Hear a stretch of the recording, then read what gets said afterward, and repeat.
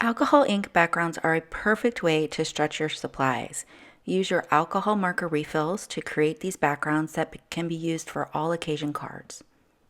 Welcome to a new episode of Color Connection with Amber.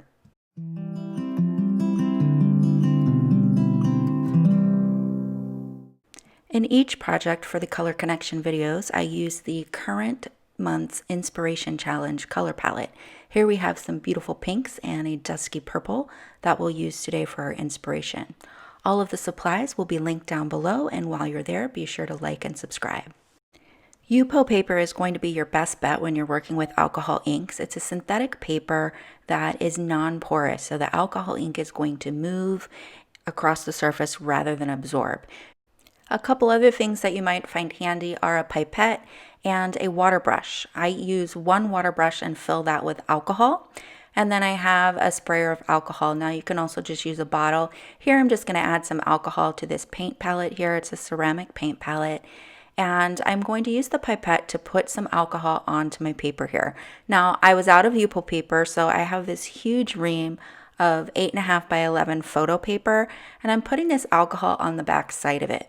If you were using Yupo paper, you wouldn't necessarily have to do this part, but the alcohol inks don't move quite as freely on the back of the photo paper as they do on Yupo paper, but you can use it in a pinch. I picked out Soft Lilac, Puffy Heart, and Grapevine Artist Marker refills, and I'm going to start by dropping on some Puffy Heart onto these blobs of alcohol that I already have on the paper. So I'm just going to drop a few in, and then I'm going to pick up the paper and move it around. I want to start getting this alcohol ink to move, and this I find is the best way to do it. Now, because I already have that alcohol on the surface, it's going to move in the tracks of the alcohol. At this point, you could also use an air puffer or your heat tool on a low setting to dry this particular ink. I wanted my purple to mix with this pink a little bit, so I'm going to put in a couple drops of the Soft Lilac. And then rather than go with Grapevine, I decided to pick a lighter color, so I'm going to bring in Rose Quartz. I thought the Grapevine might be just a little too dark for this. To make sure my colors move around and mix well, I'm just going to add a little bit more of the alcohol. Now you do want to make sure that you're using your alcohol inks or marker refills in a ventilated area. And it is safer to use a pipette rather than spraying the alcohol onto the surface. You definitely don't want to spray your marker refills or alcohol inks. To help move these colors around, I'll use my heat tool, and this is a dual speed tool, and I have it on the lowest setting so that the heat isn't too hot, and I'm holding it at least 6 to 8 inches away from the paper.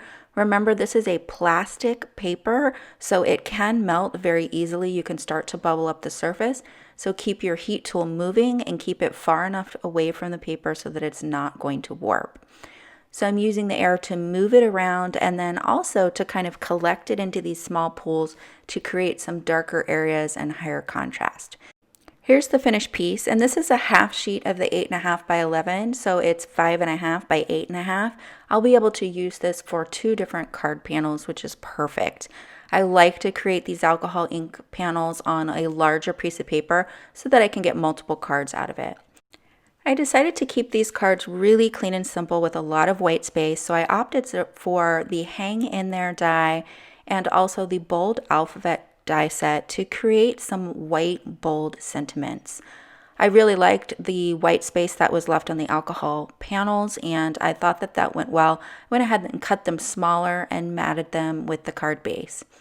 I cut 3 layers of Neenah Classic Crust Solar White 110-pound cardstock, and I'll go ahead and stack these up so that I get a nice, thick, chunky die cut so that it can cast a shadow and just adds a little bit more dimension. I have some sticky back fun foam that I've cut to size, and I'll just back the alcohol marker panel with those to pop that up as well. Just adds a little bit more interest to the card, but of course you can adhere these directly to your card base. If you're enjoying this video and you feel like you learned something, be sure to like and subscribe down below. Here I'm just eyeballing those sentiments and getting them centered on the card.